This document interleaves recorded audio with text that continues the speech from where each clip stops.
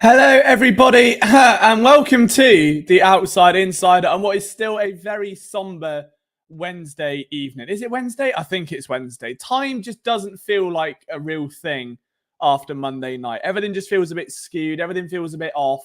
Nothing feels like we didn't lose that game, right? Like, I can't be the only one that is sitting here on a Wednesday evening thinking, no, it's 2-0. We beat the Falcons, and that last 2 minutes didn't happen. It wasn't a thing.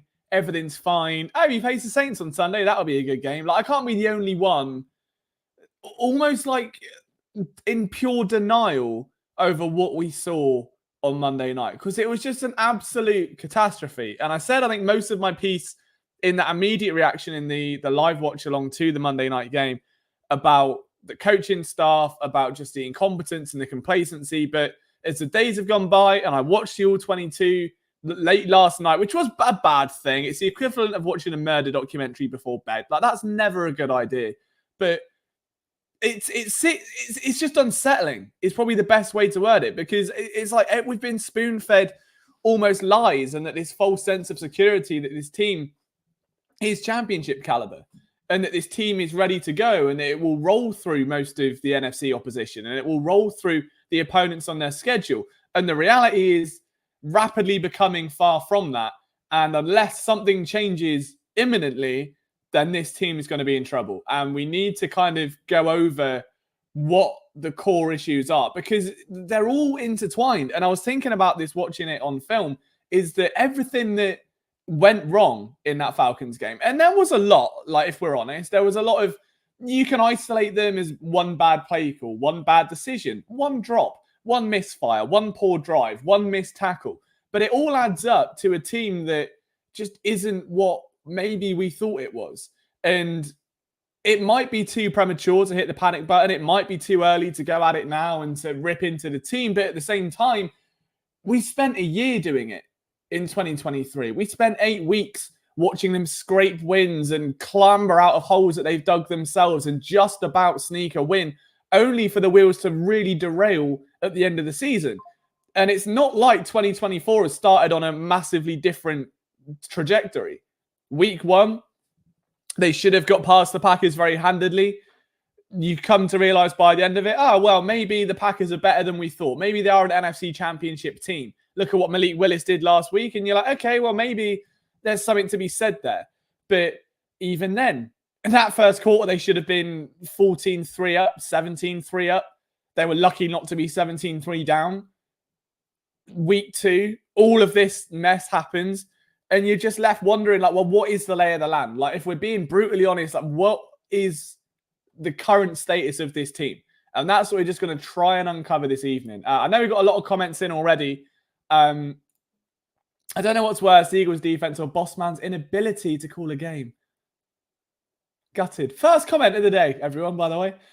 Good news, Liam. For the first time ever in our fantasy league, you have a better record than the...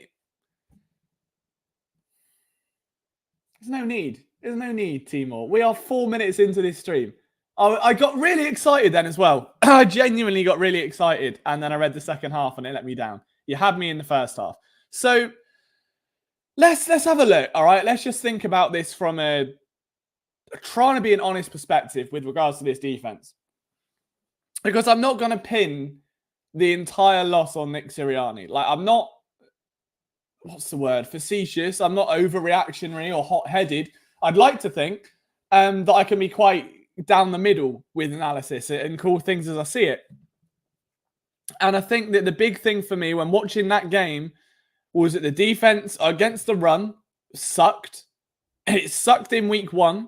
It sucked in week 2. What I didn't know about this Eagles run defense was that, believe it or not, the yards they've given up through 2 weeks, which I can't remember the exact number, but it's around 350, something like that. Or like 364, it might be. Whatever it is, they've given up like an average of 157 rushing yards a game through 2 weeks. That is the most rushing yards through 2 weeks of the regular season that the Eagles have given up since 1986. 1986. 2021 wasn't as bad as that.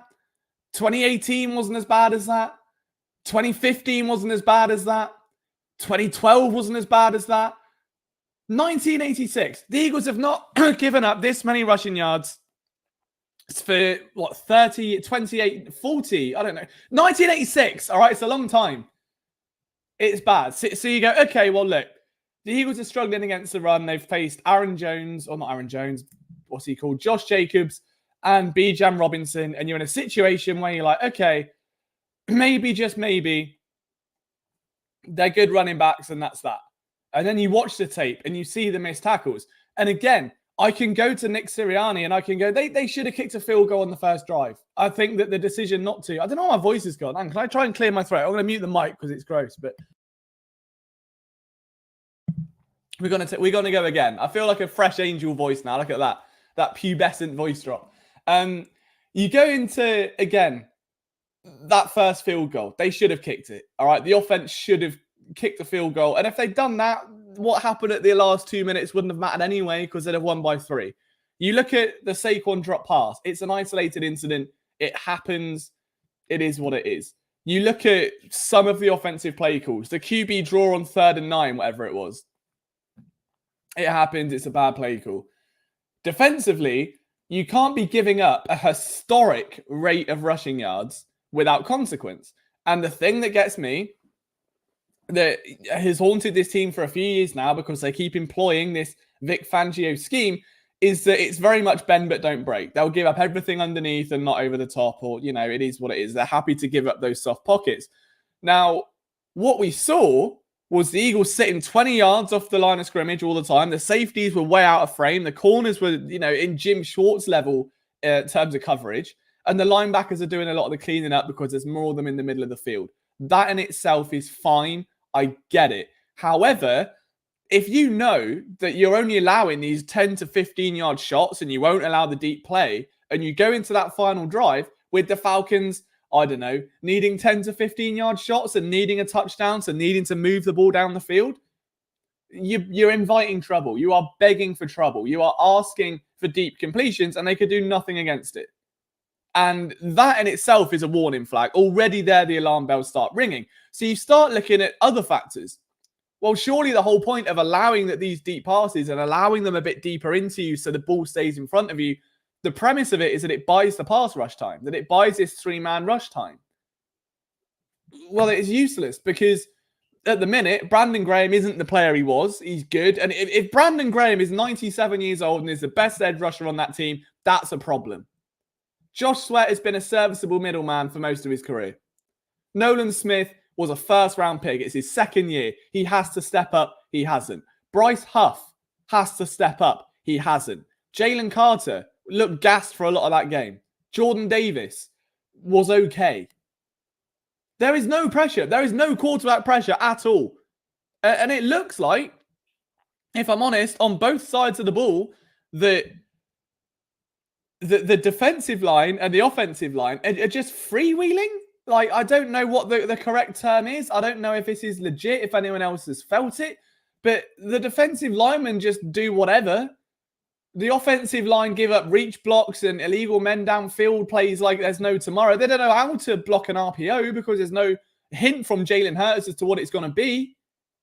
The defensive line, like the Milton Williams sack, just looked like completely out of the blue because he decided to just shoot up the A-gap for no reason. And it's one of them. There doesn't seem to be like a construction to it. And I suppose you look back at last season and what Fletcher Cox was complaining about being asked to do different things and drop into coverage. There's just this bizarre level of, whether it's carelessness, whether it's just, you guys do what you want, you'll be fine. You're an edge rusher? Yeah, why don't you rush off the edge? It's like what they're being told to do. They've got 2 commands. Play the pass, play the run. That's it. And when you look at the defensive line, if you take a step back, as Eagles fans, we can be a bit biased. We're all aware of that. And you look at Jalen Carter had a great year, a really great year. Okay, there's no denying it. But you look at different scheme, had extra help from a guy like Fletcher Cox, who, in all honesty, is night and day above Jordan Davis. Jordan Davis, who is Jordan Davis, Nolan Smith, Bryce Huff. They're your 4 that you want to be making plays. And when you look at them on the field at any given time, they don't look like elite level players. And I know they're young. This is a young defense. It's going to take time. But they don't look menacing. They don't look dangerous. They don't look like they're going to do damage. They're not going to penetrate the backfield. They can't stuff a run. It's just too early. And the issue that they've got is that they haven't got contingency plans. At edge, you sort of have because you've got Brandon Graham and Josh Sweat. Who have you got on the interior? Milton Williams? Okay. He's all right. Mates with Fletcher Cox, isn't he? So that's cool. Thomas Booker was one of the standouts in that game on defensive line. Thomas Booker, a guy who most casual Eagles fans had no idea who he was. For all they know, Fletcher Cox decided to put on a jersey for 10 minutes and just call himself a different name. No one knew. Better than Carter, better than Davis, better than Williams, arguably, in phases. No one knew him. There's no one. And I think we've maybe deluded ourselves into this team defensively being more ready than it is, which is easy to do when you look at the kind of talents that they have. Like Jalen Carter, again, should have won Rookie of the Year. I thought he did for most of this offseason. Jordan Davis, I assumed maybe wrongfully that he flashed enough in year one and to maybe push himself up another level. He's been around long enough now in this league to have taken on criticism. A new scheme might help where he's asked to play a nose tackle role, and it hasn't. So, and what they've done to try and get edge rushing production is bring in a player who I said about this last week isn't there yet. $55 million has been spent on Bryce Huff, a player whose best work, whose 10-sack season was done as a rotational role, playing every other drive, every other snap in New York, beating up on worn-down offensive line in little spurts, little explosive plays. And for those that maybe missed that show, his one calling card is speed. If you ask a sprint runner to run a 100-meter sprint, he's going to ace it. Ask him to run the full circuit, he's going to be slower than a marathon guy. The 100-meter sprinters can't do marathons without training. It's the same thing here. He has one speed. And when he gets tired out and he can't do that, he doesn't have anything to fall on. There's no spin moves. There's no rips. There's no clubs. He's just quick. He's quick and he can bend the edge. And that's fine. But for now, there is no one that in an ideal world, Reddick was retained. You pay Huff. I know it's not feasible, but that's the dream. Is that you've got Huff there. Maybe he was overpaid, but you pay him whatever to sit as an edge 3 behind Hassan Reddick to learn and to wait and to be that explosive guy. Because at the minute, if they pull him off, the option is Josh Sweat, and behind him is Nolan Smith. Like, there's no one. There's no one that can generate pressure. And you're pinning all your hopes now on a man you paid $55 million for over 3 years, 4 years, whatever. And he can't do it because that's not his game. It's just not. That's not who he is. He's a one-trick pony that does that one trick incredibly well in the right setting. You've got a Porsche 911. It's beautiful. It's a fantastic little sports car. You can't take it off-road. You can't fit a family of 5 in it. And that's what they need right now. And you just can't do it. And it just feels like maybe there's a disconnect between front office and coaching. I don't know. But the other thing as well is that the same problems with this Fangio defense have been there for 2-3 years now. Like, they're not new. We knew this Eagles team is given up a lot of yards against the run. We knew this Eagles team can suck at times at deep passes because that's the way the Fangio defense is built. And somehow finding the creator of the car instead of just the car isn't going to fix it.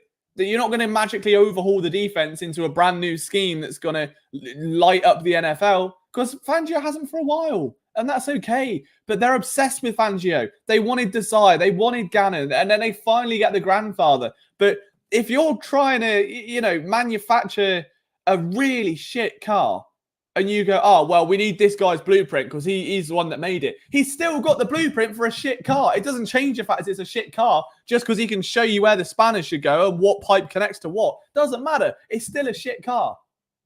And for the players on this defense to be that quick and that light and that versatile, what versatility are we seeing?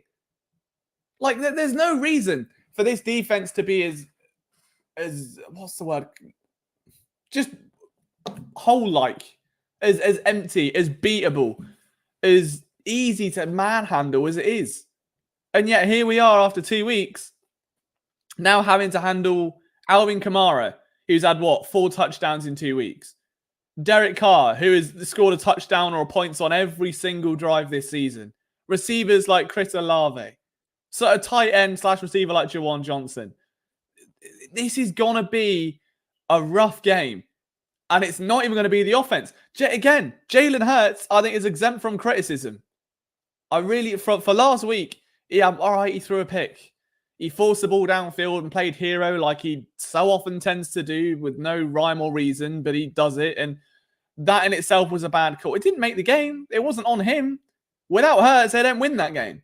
That was one of the games where if they did win it, you can pretty much put it on the shoulders of Jalen Hurts, who willed the offense through running on the ground, who willed the offense through surgically moving the ball downfield, engineering a 9-minute drive in the fourth quarter to get them a lead, to hold on to that lead and keep the ball away from Atlanta.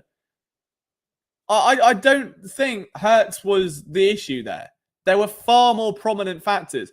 The coaching staff being one of them, and the defensive execution or lack thereof another. But I don't think this is going to be, a scenario where you look at Jalen Hurts and go, is he a franchise quarterback? Because he wasn't perfect, but he was better than he was in week 1. That was a positive improvement. And that one drive in the fourth quarter was excellent. There were a couple of drops. Devontae Smith should have had a touchdown had it not been for a Jesse Bates rampant play where he launched it out of his hands. It was a good game from Jalen Hurts, where he showcased the type of play that we've seen him do on occasion throughout his time in Philly. The type of play where he commands the game, decisively tucks and runs the ball, is better through the air, and makes quick reads where he's not just panicking in the pocket. There are still concerns. He's still rolling out to his right too much. There are times where he misplaces a ball and throws it into triple coverage to try and force it to a target. And without A.J. Brown, when you've only got one of those targets, that's also not great because you've got, Jahan Dotson, you've got Britton Covey, who I don't think is NFL ready as a receiver at this point. Love him as a returner. I think he gets beaten around too much. Like, he looks like Donnell Pumphrey when he gets tackled. He gets knocked. And I just don't think he's there yet to be a reliable receiving option. When the ball's in his hands and he's got open space, he can make something happen. But before that, I don't know. I think contact is certainly an issue there. So there are other areas to complain about. But yeah, I'm not putting this on Jalen Hurts. But we'll get to some of your comments. I'm sorry, I promise I've not been ignoring them. Just been, I guess, trying to lay the land out. Timo C is going to send me a stat that he saw on Twitter yesterday. He has just sent it. This says, most losses were leading with 2 minutes left in regulation. The Eagles have had 4 over the last 2 seasons, as of the Falcons. So that should tell you all you need to know, really, as well. It's just odd. Is he a franchise QB? He's more broken than the McDonald's ice cream machine. I love the analogy. You're hitting on my level of analogy, but I don't think he's broken. I think Hurts is fine. He's not the issue. Like, if you come away from that game treating Jalen Hurts like he's the reason they lost, remember that he's not Bryce Young, that he's not out there, he's not Trevor Lawrence even. Anthony Richardson was invisible for the Colts on Sunday. There are quarterbacks that couldn't lift their team to victory over the weekend. They're different. They're 2 very different things. Carson Wentz physically could not throw a ball off his front foot after the ACL tear and continued to, whenever he would get sacked, just launch the ball into thin air. Like, as he's going down, just propel it like he's Superman. And eventually that luck ran out. They became interceptions. There were character concerns, and that was it. And you make the point of that. I mean, I agree. I think that every quarterback really inside the top 5 outside of Patrick Mahomes is drastically overpaid because there is such a pressure to keep and pay franchise quarterbacks because they're a rarity, as we know. Like, I was going through the draft the other day, like, just talking to a friend about it. How many first-round quarterbacks today over the last 5 years would you have as a starter on your team? 5 years. Or even go back to, tell you what, go back 10. Go back 10 years. How many first-round quarterbacks outside of Patrick Mahomes would you keep on a team? Jared Goff, is genuinely one of the only ones. Trevor Lawrence, he's all right. You could. I'm happy to go through. I'm happy. I'll do it now with you because I will not have this stream turn into a Jalen Hurts hate brigade because I just don't see it.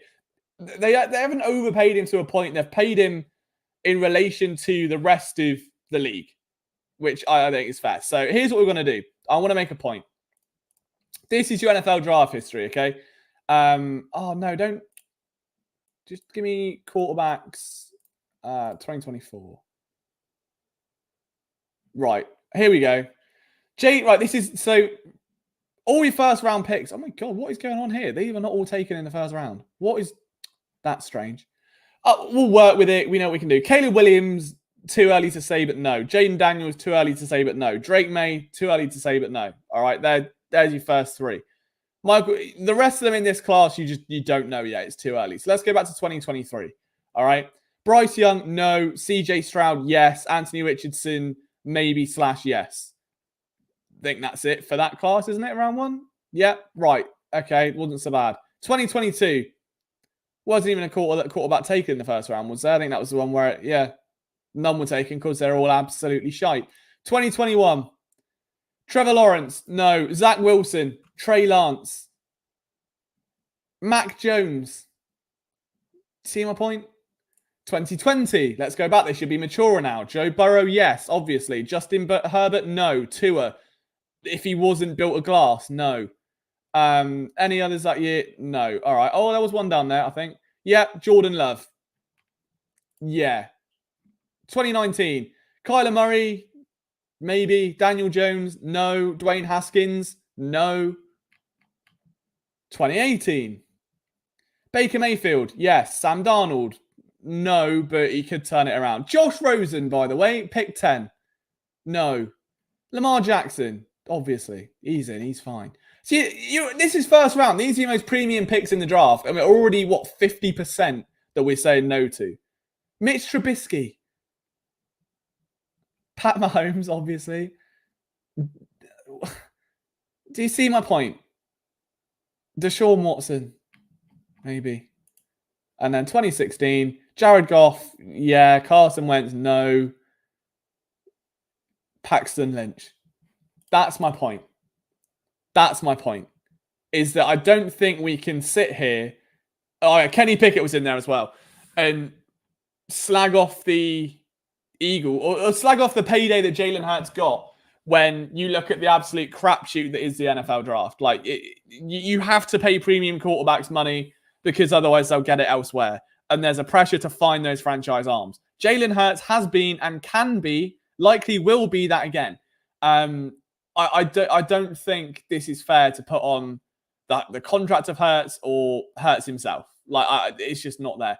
But we're talking, as we say, 1, 2, 3, 4, maybe 5 out of the last 10 years of NFL drafts. 5 players in 10 years.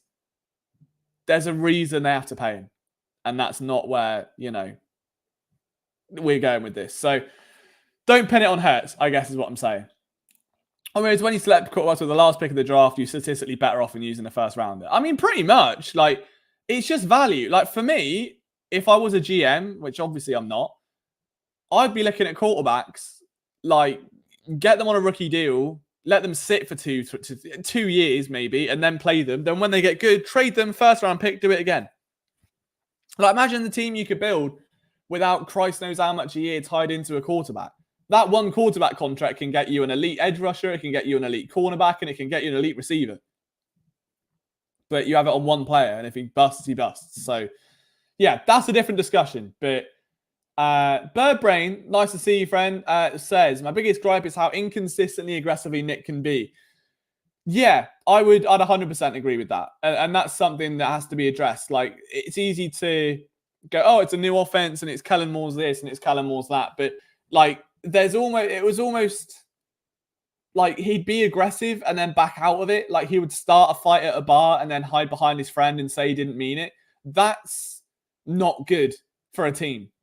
Have a motive, have confidence, believe in your guys, or don't. It doesn't bother me which one you go with. If you don't think they can pull off a 3rd and 3, don't do it. Just sit back and take the field goal. But if you can, and it fails, then you go for it on fourth. Because worst case scenario, it is what it is. But you back them. Same way in that first play that it was just confused. That first drive, they should have had a field goal. They didn't because they were too aggressive. Then later in the game, they get all conservative when they need to be aggressive. It doesn't feel like it's analytically based decisions. None of it feels right. Like, it's easy to just go, oh, well, the analytics say to go for it here. But do you not think so much of it is subjective? So much of it is how well or bad your team's doing. If you've just got a pick six and you rally up that field and you're down by 3, who gives a shit what the analytics say? Stay aggressive. Momentum's on your side. Finish the drive or don't, But if you sit back and you let it back, like, it's not as easy as that. So, yeah, like, analytics work to a point, but there has to be a level of awareness of what your players are doing. Like, the game changed trajectory completely after that Chauncey Gardner-Johnson stop. That huge tackle for a loss where he burst through and made the stop and gave the Eagles the ball back. The game was won. At that point, the game was over when Gardner-Johnson made that stop that should have been over. And it wasn't, because then they got conservative. And then they were just confused and they weren't sure. Do we go for it? Do we sit back? Oh, no, we're in the red zone. Let's have a screen pass. No, shit, now let's kick a field goal. Like, there was no just core, all right, get it. There's no core belief of we're going to go down the field and score. And I think that gets lost on Sirianni. A lot of people say that Nick Sirianni's game management's bad, that his clock management's bad. I don't think it's that. I just don't think he knows what he wants his team to do. It's not as simple as when you've got a proper West Coast coach in there and you go back to an Andy Reid offense, you look at a Shanahan offense, and it's end every drive with a kick. Doesn't matter. And you can see momentum build. Their 2-minute drives are different, depending where they are on the field. You look at the Niners, I mean, Timor, I hate to gas him up here, but if you look at the way the San Francisco 49ers run their offense, when they take shot plays, how they take shot plays, when they give Christian McCaffrey the rock, when they get him into space, when they send him on routes downfield, there's an element of reading the situation, of when a defense might be burnt out, when they're going to be protective, when they're going to be a bit more relaxed and focus on maybe getting to the passer instead of the running back. Like, all of these things. And Sirianni just doesn't. He just has his blanket view of, yeah. Like, well, when we were down 3 last week, we ran a ball and that one went 4 yards. So I think we do it now. Like, it doesn't work like that. There is just no, like, collective conscience, it feels like. I think he needs someone in his ear. He needs Kellen or someone in his ear to say, look, we're up by this. We need these points. Be aggressive here. Be conservative here. Be aggressive. It's like, okay, good example here is the Jets on Sunday. Absolute mess of a game. Jets and Titans. The Titans were horrific. The Jets were somewhat worse, right? And they would run first down, run second down, pass on third, gone. And it would be repeated until around the fourth quarter where desperation set in. And that's sort of the same thing. There's no mix. Like the first couple drives, where was Saquon Barkley? We were all saying it in the stream. Where one whole drive in, no Saquon. Got down there, didn't get a field goal. Where's Barkley? Second drive, where's he gone? Oh, there he is. And now he's just churning up 10 yards of carry. What are we doing? There isn't a genuine direction or a game plan. And as much as Sirianni, I know K1 says there, like, Sirianni's not calling the plays, it's still something he looks after, though, isn't it? At the end of the day, like, it's going to fall on him because of just the nature of it. But yeah, all right, maybe I should have said Kellen Moore, but whatever the situation is, it's not great. Like, it doesn't matter who's wearing the hat still sinks a shit. So yeah, I don't know, man. Josh says, you played to win the game. The defense showed it didn't have it. Also, Ojimo, Carter, and Smith, those were our linemen on the last drive. What the fuck's Ojimo doing out there? Well, that's it. Like, it just, none of it makes sense. None of it makes sense at all. Shanahan coaches like a Silicon Valley startup that knows the next 5 years are going to go. And Sirianni coaches like someone sitting on a beach in Hawaii, getting high and drinking Malibu. Like, this is... I don't think Nick Sirianni is a bad... how do I word it? Okay, it's the same way, right? That it's hard to find people that are good at everything, like in the NFL. And for a modern day head coach, you've got to be good at a lot. Look at Chip Kelly. Fantastic coach, terrible GM. Fantastic coach of the game, the knowledge, the understanding, the plays, the way they're called, the way the offense is run. Couldn't communicate with players. Terrible talent evaluator. Terrible at making decisions. Nick Sirianni, brilliant, like compassionate leader. Someone that players relate to. Someone who is affectionate and can build relationships and build trust. I just don't think he's got it in him to be a coach, to get the best out of the players, which is your whole coach's job. And you can shit on Chip Kelly all you want, but the sports science ethos, and they were grinding and the players were burnt out. Like, they were being pushed, physically pushed. Nick Sirianni doesn't even let his players play preseason. And I'm not using this as an excuse to defend Chip Kelly and paint him like some hero. We all knew the guy was a total bozo, but even a total bozo has more coaching ability than Sirianni does in his back pocket. And that is what concerns me, is realistically this season is his last chance, because he got away with it at the end of last year. He was able to be pulled out of a hot fire by Jeffrey Lurie and say, look, one more shot. We've built a star for you. You run that team. And if you don't, we know it's you. And very early on, I think the fraud watch alarms are starting to whirl.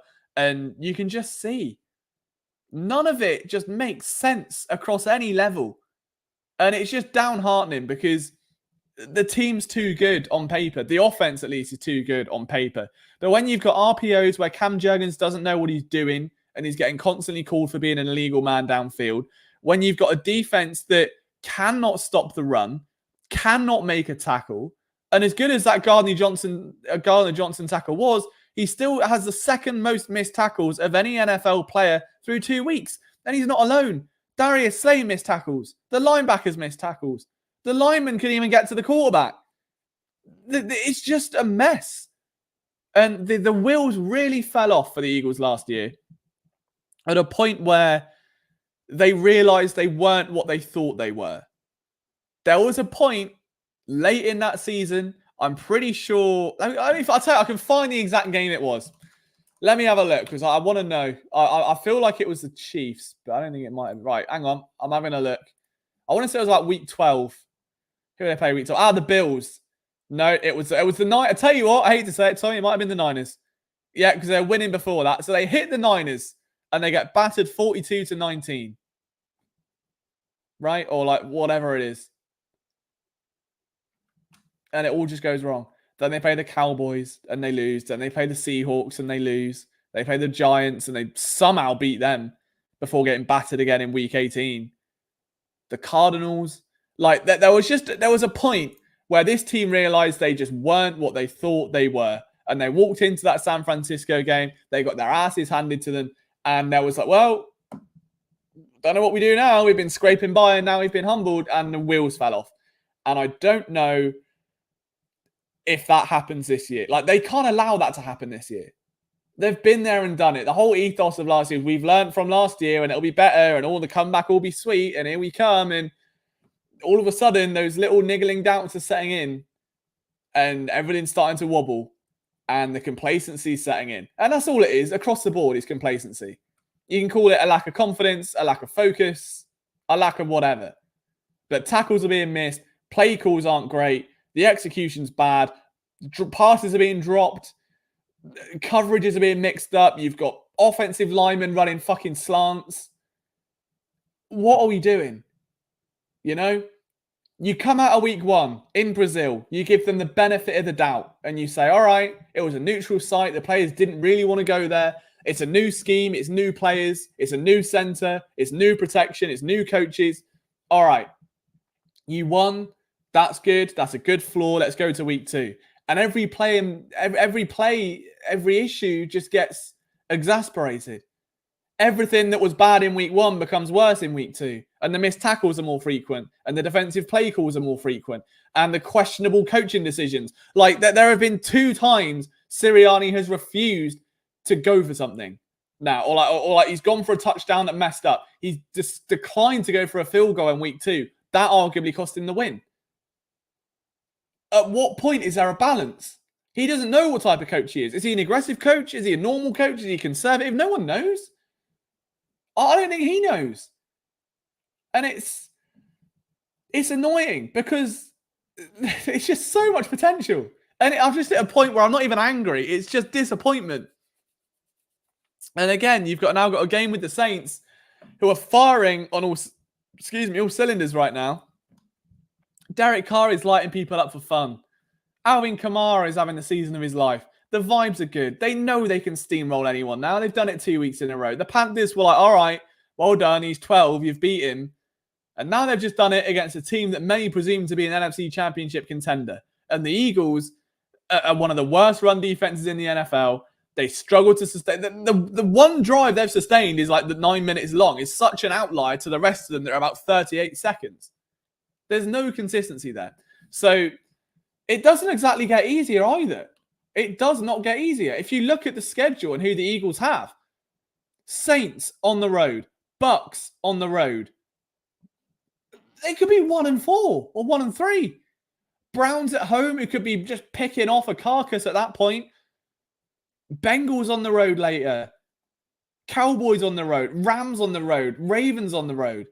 This schedule that once looked pretty inviting and pretty tasty in an 11-12 win season is now looking like a very different task because this team has not shown anything like the fortitude needed to close out a game. They can't close out games. They've lost 7 of their last 9. They have lost more.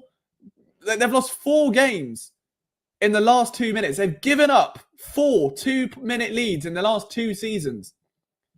And we now expect them to go up against championship contenders like the Ravens, like the Bengals, teams like the Saints.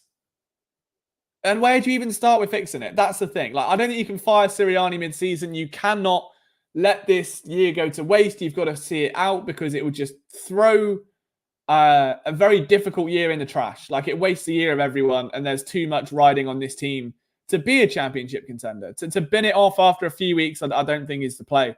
But it just sucks. Yeah.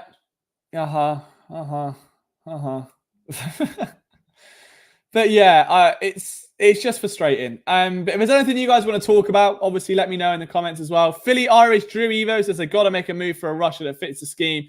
I mean, there's a couple out there, but the main one's Hassan Reddick, isn't it? I think everyone wants Reddick back, but it's on Sirianni's head. I mean, I agree, but I think it's more just a combination of things. Like, if you were to rank them, you've got Sirianni's ineptitude of establishing consistency. You've got a defense isn't executing. You've got a lack of pass rush that can't do anything. And let's not make any mistake. This is not a good Atlanta offensive line. Okay? For context, I'll tell you what we'll do. All right? Give me about 28 seconds. I want to show you something very lovely. All right? First week of the season. A lot of you are going to remember the Falcons went off and played Pittsburgh. And it was, oh, well, the Steelers aren't very good. The Falcons, you know, they're a pretty bad team. A lie. Because the Steelers realistically have just got a solid offense. Like, I know Justin Hurts isn't great. The defense is ridiculous. So let's have a look at this Steelers defense, shall we? Let's make a little a stat here. Justin Fields might have only been sacked 2 times in that loss. Okay. But TJ Watt had a fumble recovery. How many tackles for a loss? 2 for TJ Watt. 1 for Williams. I thought there was more. There was only 3. That makes me look stupid now. That's annoying. But if you watch the game, there are a lot of sacks called back. Like TJ Watt, I think, had like 2 or 3 sacks called back. And he was just all over him. The Steelers ripped that Atlanta offensive line to shreds in week 1. I meant Justin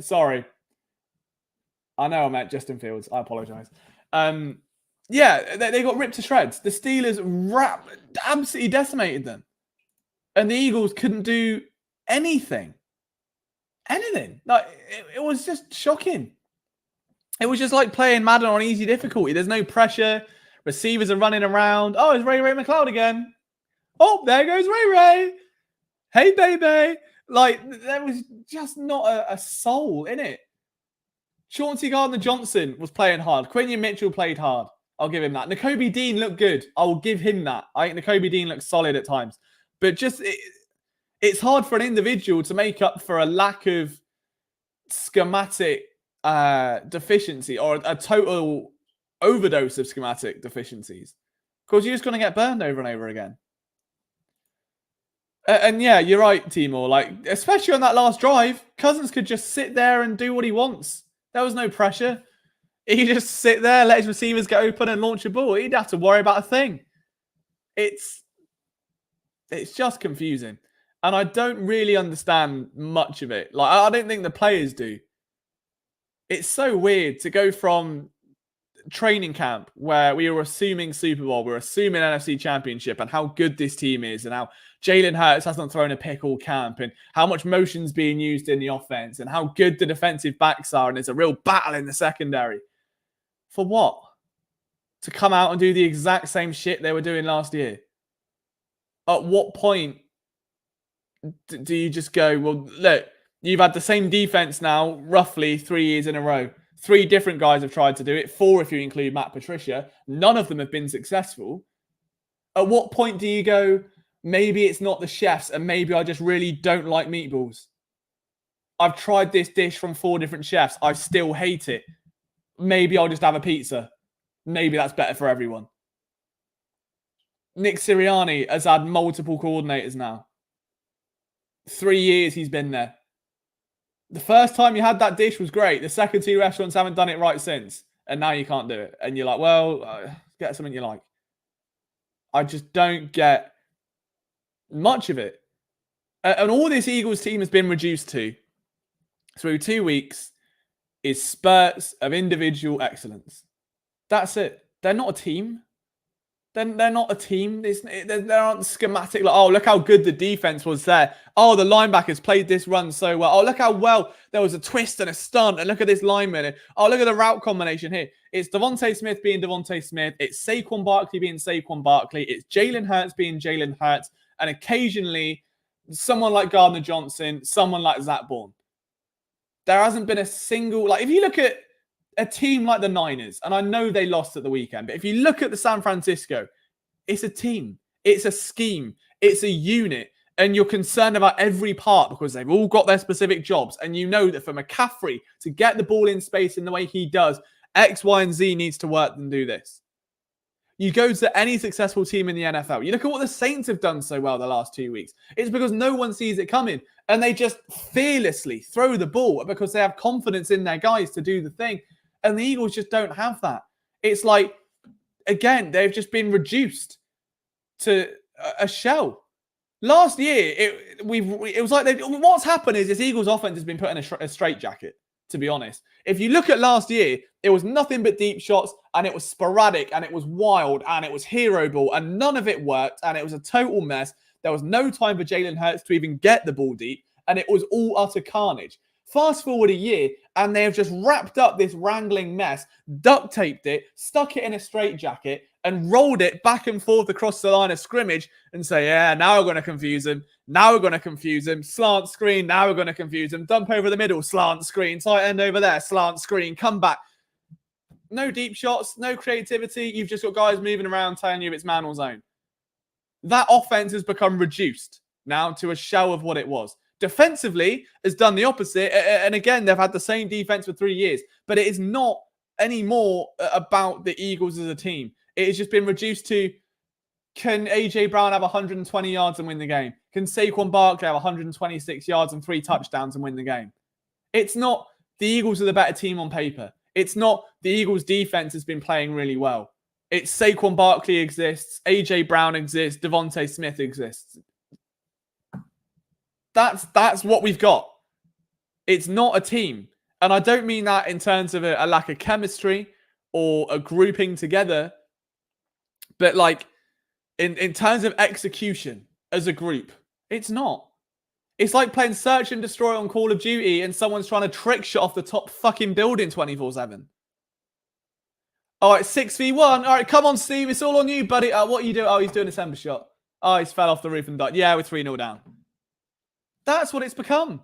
Because if a player misses a tackle, all of a sudden it's the end of the world. Because they're like, what happened? There was one play with Bijan Robinson and Zach Bourne gets smacked into because of Milton Williams. There's one where, like, it's just, there's so much of it not working.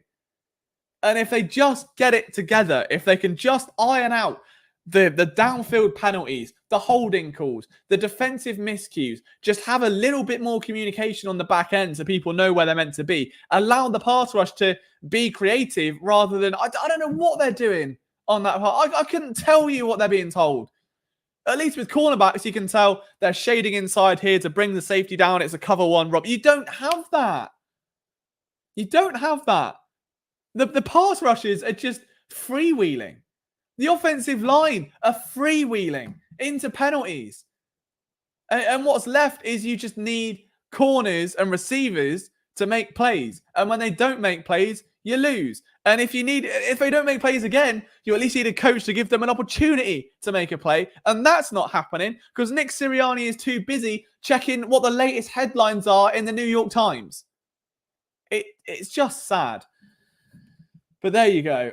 What's up, Brian? How you doing? But yeah, preseason 100% matters. Like, even if you run a reduced scheme, just get people in there. Like, get players in there, get them familiar with each other. Like, I'm not being funny. If the biggest thing in week 2 that was referenced constantly because of Jason Kelsey's presence is Cam Jurgens and Jalen Hurts and the fact that, you know, that it's a different way of doing things now and Jalen has to make the play calls and Jalen's doing this and Jalen's doing that and it's totally new. Why are we trialing it now? Why were there no preseason snaps? Only a drive. It's like learning to drive in a fucking field and then taking your test on a road. Like with cars moving around. Like, at least get out in the local roads. Go around the neighborhood. Have a passenger ride. Sit in a car. It's just... How do we ignore the red flags? How do we ignore so many red flags? I know it's only one loss, but it should have been a win. And how many times could you say that last season? It was only one loss, but it should have been a win. That summed up week 12 onwards, probably. And you can flip it, and it summed up the first 11 weeks last year. Of that was a win, but it should have been a loss. At what point does someone have to step in? Like even today, there was a thing that came out today where apparently Nick Sirianni did not talk to Jalen Hurts after the loss because Jalen Hurts spoke to the team himself. Okay. Jalen Hurts spoke to the team himself. So Nick Sirianni watched it and went, yeah, what he said. What use is that? He's your franchise quarterback. He's listening to your plays. You two need to understand each other. He's got to understand what the fuck you're thinking for half the game, Nick. He's got to understand what play, why you're calling these plays. What's the aim of these plays? When should he throw that screen pass, for instance? What orchestrates the RPO? When do the offensive line know when to run block and when to pass block? If there's ever a time to talk to your quarterback, it's after a game where Cam Jurgens is running around like a tight end, preferably, Nick. If there's ever a time to talk to your quarterback, Nick Sirianni, it might be after a game where with 20 seconds to go, 40 seconds to go, one timeout, and you need about 40 yards for a field goal, you straight away launch it 30 yards to Devontae Smith, further than you've thrown it all evening for no reason. He needs to understand that play. He needs to understand why there are maybe no check down options or why maybe that was the one he locked into. You need to understand that of him. Not just go, yeah, well, Jalen spoke to the team and I wouldn't say anything else. I think that's half the issue, Nick, honey bunny. I think that's half the problem. Is that there's two different wavelengths here. Jalen's doing his thing, calling Cam Jurgens to go run a post route. And you've got Nick Sirianni saying, well, Kellen, go do this and let's get Devontae. Devontae Smith ran more sideways than he ran forwards. I know we all like motion. I know it adds a lot. I know it tells a lot. But you've got every single play, someone running around. The plays, how many delay of games were? They waited a timeout early for a delay of game because there's now too much going on. It's just caught fire. It's like trying to put a chip pan fire out with water and it's rapidly blowing up in their face.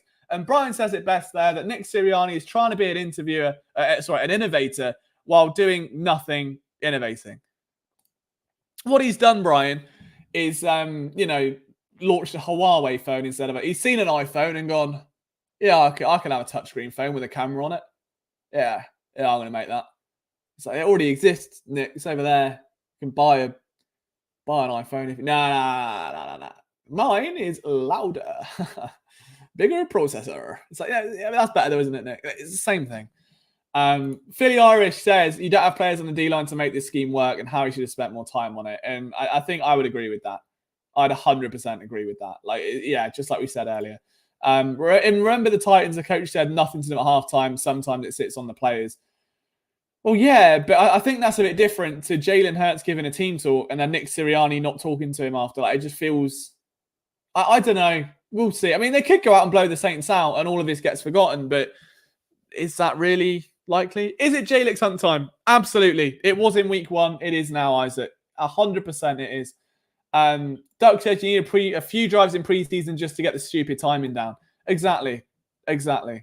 I'm trying to be positive, but this is our therapy session. Yeah, I've had a few F's and Jeffs today. I know I've been swearing, so apologies for the potty mouth at an early time. But, oh, no, not now, Duran. Not now. Bang, bang, it's the New Orleans Saints gang. This is why we can't let the Saints win games. Bang, bang, it's the New Orleans Saints gang. Congrats on the win. Enjoy it. Let's hope the Eagles do something else on Sunday so we don't have to go through this with Turbo Duran. But thank you for hanging into this stream. Oh, never mind. He's still off. I can't wait till my quarterback beat the hell. You don't even know his name, by the way. Don't even know his name. Beat the hell out of you guys on offense. Bang, bang. It's the New Orleans Saints gang. Oh. This is what we've been reduced to in this stream now. It's not even close to Friday yet. We haven't even got to the Saints. I've not even mentioned the Saints, really. And they found a way in. Fair enough, Durant. I enjoy it. Soak it up. Like, he's just gone. He's just come in, left the scooter emoji and a devil and is gone. You have to respect the hustle. You have to respect the hustle. That the guy has just come in to say, bang, bang, it's the New Orleans Saints gang, and leave. What an evening he's having. Look at the evening we could be having. We could be doing this. We could be saying, bang, bang, it's the Eagles. Oh, I feel sick saying it. Damn Turbo Duran. Turbo Duran. That name is going to live in my head rent-free for the next 6 months. Anyway, back to football. Duck says there are basics to football that are intrinsic to the modern game. If you're playing to kill the clock, you need to not throw. So the middle of implementing your game plan, you change the plan. Exactly. 100%. And it was like we said on the watch along. Like I said going into that drive when I hit the red zone, now be aggressive. I was preaching. I was like, now be aggressive. Get it down their throat. Score 6. Be aggressive. Put the game away. You've got time. You've got a timeout. You can afford to be aggressive with it. It's probably, and given the fact that the brotherly shove worked twice, you've got potentially 4 downs. So be aggressive. And instead they went run, or run, screen. Little G says Eagles 28, Saints 14. I lost my grandfather. I'm sorry to hear that, man. That's heartbreaking. Yeah, I can't imagine how tough that is for you, man. So I hope you and your family are okay. And this chat's here if you need anything. Like we all got your back. We all love you. Yeah, I'm sorry for your loss, man. Do the Eagles have a good chance to beat the Saints? Well, I'm not betting them, put it that way. No. It depends. It's one of those games they could just randomly blow up and beat the Saints, who are riding a wave of maybe ego and confidence at this point. Now, they could walk in there and put up 54 for no reason. And then it just be we told you so. And just for the record, if they do that, it doesn't make any of these criticisms any less legit. It doesn't offset the fact that they were terrible for 2 weeks and got away with it in week 1 and it cost them in week 2. They could beat the Saints, but with a run defense, again, I'm not sure if you were here at the start of the stream, but in case you weren't, there is a stat one of our PSN writers, Corey Nido, picked out yesterday. The Eagles have allowed more rushing yards through 2 weeks than they have in any year since 1986. You're now dealing with Alvin Kamara, who has 4 touchdowns in 2 weeks and has been tearing up opposing teams for fun. I'm not holding my hopes overly high because if this becomes a shootout, I'm not picking that defense. We'll see. But I didn't expect the Saints to be this good. I didn't expect the Eagles to be this bad. So it might offset and you might end up with a a boring 21-14 win, which I'm sure all of us would take right now. I'm not going to lie, why don't we just use brotherly shove on longer yardage? Exactly. Just do it 3 plays in a row and see how far you get, I reckon. What's the worst that could happen? Saying that you have 3 running backs as good as Bijan, what do you think is going to happen? Yeah, I mean, well, the line I think is -6 for the Eagles. Sorry, -6 for the Saints. They've been underdogs in. Oh no, they were minor favourites in week 1. They were underdogs in week 2. I don't know. I feel like that line's too small. I really feel that line's too small, and the Eagles have got to wake up. But I feel like we've been saying the Eagles have to wake up for a whole year now. But it's just a different part of it. Oh, Sirianni has to wake up. Hurts has to wake up. At the time that the running game has to wake up. The defense has it is always something. At what point do you just go, there's a common pattern here of someone needing to wake up and a defense not doing its job? We all blame Jonathan Gannon. The same things are happening. We all blame Sean Desai. The same things are happening, which is funny because they all implement the exact same scheme. So I don't know what anyone expected.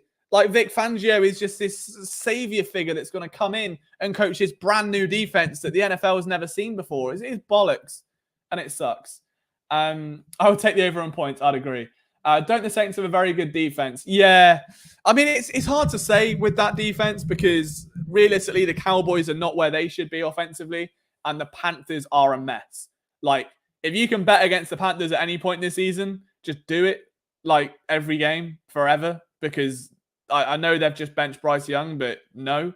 So I don't want to put too much stock. Historically, the Saints have had a very stout defense. And the offense now is firing, so there's that as well. But yeah, not good. They can double those points, and I'd still take the Saints at this point. Yeah, it's really hard not to disagree, man. Eagles defenders are playing like they're owed a championship as to wanting to go and get it. Oh, that is cold. I like that. Brian's in his bag tonight. I like that. That is that's good.